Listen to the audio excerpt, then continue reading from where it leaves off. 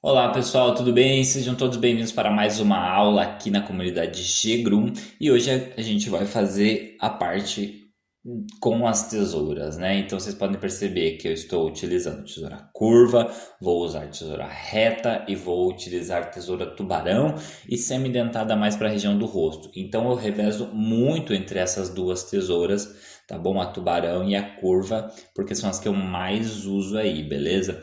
Então eu comecei. Vocês lembram que a gente já fez o banho, a gente já fez a escovação e a gente já fez a marcação com os adaptadores e a lâmina.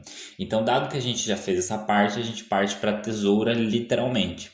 Então eu já começo sempre fazendo essa região ali de trás, na região da garupa, porque dessa região em diante eu vou conseguir fazer todo o animal. Então eu começo marcando o mais curto possível nessa região, porque quanto mais eu retiro nessa região de trás, mais curto, né, aparentemente o animal fica. E essa região superior, né, a região de cima ali da garupa, é importante ela ficar bem reta.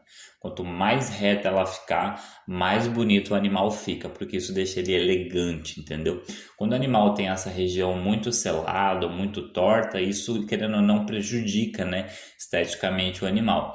Dado que eu fiz a parte de cima e a parte de trás, agora eu vou para a parte inferior, que fica entre essas duas patas, que é uma região que é importante ficar também bem curta.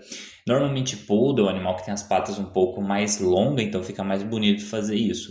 Dependendo do tipo do animal, às vezes não fica muito bacana. Então é importante você entender que o mesmo trabalho que a gente está fazendo neste cachorro, às vezes não vai ficar legal em outro. Então é importante o animal ter uma certa semelhança, né?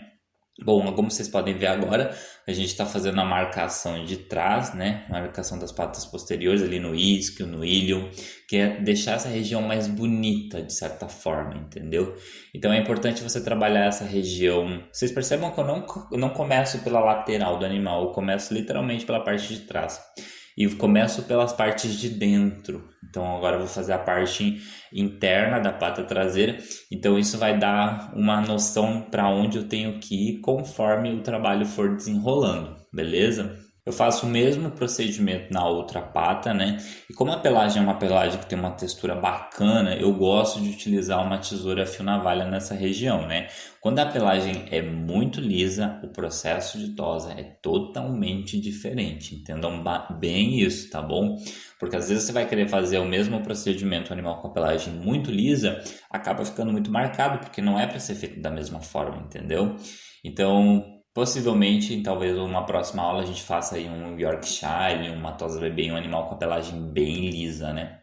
Para vocês poderem entender bem. Mas nessa situação, tesoura reta, curva é essencial. Percebam que a curva, de certa forma, ela é mais essencial ainda porque, como é um animal que tem muitas curvas, né, que a gente diz que tem bastante linhas, de certa forma, o ideal é utilizar uma tesoura com essa precisão de corte. Essa tesoura é uma tesoura tamanho 7.5, uma tesoura da ProPets, é uma tesoura assim que eu tenho uma paixão imensa por ela, eu gosto dela, não substituo ela por nada, né? Então, basicamente, todos os trabalhos que eu faço, eu utilizo ela.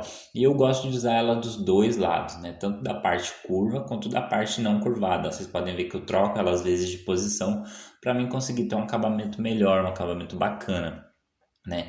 Então, eu vou fazendo realmente por partes. Uma coisa bacana de se falar sobre tosa com tesoura é que normalmente você precisa ter bastante habilidade com a mão e isso só vai acontecer depois que você fizer bastantes cães, né? Então vocês podem perceber que eu, de certa forma, já tenho uma prática em trabalhar dessa forma. Isso realmente é tempo. Então, se eu demoro 3 horas para fazer uma tosa com tesoura, incluindo banho, secagem e tosa, é porque esse é o meu tempo, entendeu? Então, necessariamente, esse tempo não precisa ser o tempo de todo mundo, né?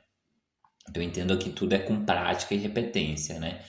Eu faço primeiramente a parte posterior aí do animal. Eu começo fazendo sempre pela parte de trás, é um hábito meu. Eu faço as duas patas de trás, depois eu faço as duas partes da frente.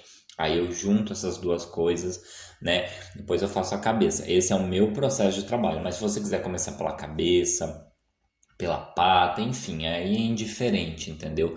Mas de modo geral, para eu conseguir me organizar durante o processo de tosa, eu prefiro começar pela parte de trás. E é muito importante você sempre posicionar bem o animal, né? Então, uma coisa interessante de falar é que o animal ele tem a direita e ele tem a esquerda. Agora eu estou fazendo o meu lado esquerdo do cachorro e é diferente quando eu vou fazer o outro lado, entendeu? Então é muito uma questão de você testar várias vezes até ver como que você vai conseguir desenvolver o trabalho, entendeu? Então, uma coisa muito importante é o posicionamento com o braço. Perceba que eu trabalho com o braço sempre estendido, e isso é muito importante, né? Para você saber posicionar bem o animal. O animal está preso na guia, ele está parado em pé, e eu faço o animal por blocos, por partes, entendeu? Então eu vou saindo dessa parte de trás e indo para a parte do peito. E aí no meio disso existe o flanco, que é exatamente essa região que eu estou trabalhando agora. E essa região, principalmente no poodle, é uma coisa muito característica do poodle. É importante ele ter o que a gente chama de silhueta marcada, porque isso deixa um animal bonito. E essa região em específico, eu particularmente só consigo trabalhar ela com tesoura tubarão. Se eu entrar ali com uma fio navalha, independente se for curva ou reta, eu vou acabar marcando. É uma região que, se eu porventura tirar pelo demais, eu não vou conseguir recuperar, né?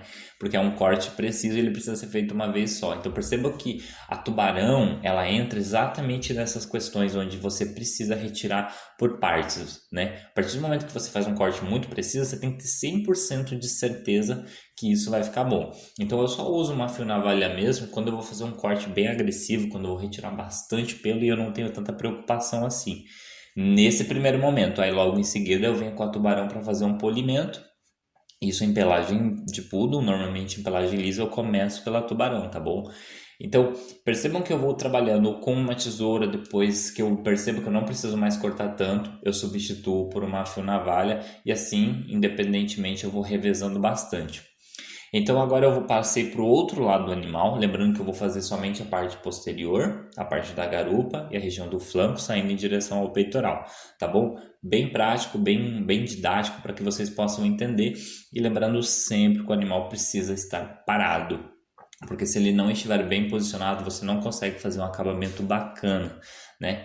Então é importante você saber trabalhar com a tesoura em diferentes pontos, sabe? De baixo para cima, de cima para baixo.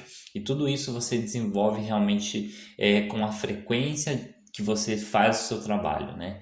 O Isaac mesmo, eu demorei bastante tempo para entender como que era a parte da estrutura óssea dele. Por incrível que pareça, essa é uma questão muito interessante, que se você for estudar sobre a estrutura do animal e tudo mais, você vai ver que os ossos influenciam diretamente no resultado final da tosa. Às vezes, quando você vê uma tosa de um campeonato, sei lá, enfim, de um profissional que trabalha um animal que tem uma excelente qualidade genética, o posicionamento do animal influencia diretamente em como você vai ver o trabalho, entendeu? Então, quando uma pessoa que já é experiente, um handler, um sinofilista, alguém que prepara cães para exposição ou competição, essa pessoa ela já sabe quando ela passa a mão no animal, regiões nas quais ele vai ter que trabalhar mais para camuflar de certa forma, entendeu? Então, às vezes o flanco tem que ser um pouco mais para frente, a marcação de trás às vezes não precisa ser tão profunda, em outros casos você tem que raspar até a pele. Enfim, é uma coisa que varia muito de acordo com a estrutura óssea do animal. O Isaac, ele tem as patas da frente bem feias, falando assim em questão de estrutura óssea. Isso dificulta um pouco o trabalho, sem falar que ele tem um posicionamento errado com as patas, né? Mas isso não é uma questão que eu levo em consideração, porque o Isaac não é um cachorro de competição, é um cachorro pet, é um cachorro meu, é um cachorro que eu gosto de trabalhar com ele, né? Realmente para fazer essas coisas. Mas se um dia, porventura, você quiser competir, você quiser participar de algo assim um pouco mais específico, é extremamente importante você entender essa questão de estrutura, de tipos de pelagem, posicionamento, fotos e tudo mais, entendeu? A gente vê erros grotescos quando o profissional vai tirar foto de algum trabalho, às vezes. Por exemplo, o Golden, eles posicionam, às vezes algumas pessoas posicionam a cauda em pé, igual um poodle, sendo que a cauda de um Golden precisa estar numa posição de de remo, uma posição baixa, entendeu? Que siga a linha da coluna. Então são coisas que são detalhes que na somatória total de todo o trabalho você acaba vendo a diferença, tá bom? Então nunca se limite com o conhecimento básico. Se você já sente que você tem bastante conhecimento, fique triste, porque você precisa saber mais, você precisa estar sempre em busca de novos conhecimentos, tá bom? Bom, galera, agora eu tô só finalizando o polimento da pata traseira, da pata posterior aí do Isaac, e logo na sequência, na próxima aula, a gente vai fazer a pata da frente, beleza? Lembrando que se você gostou desse conteúdo, tira um print dessa tela, me marca, porque vale muito para mim, tá bom? Um beijo, sejam todos muito felizes e até a próxima aula.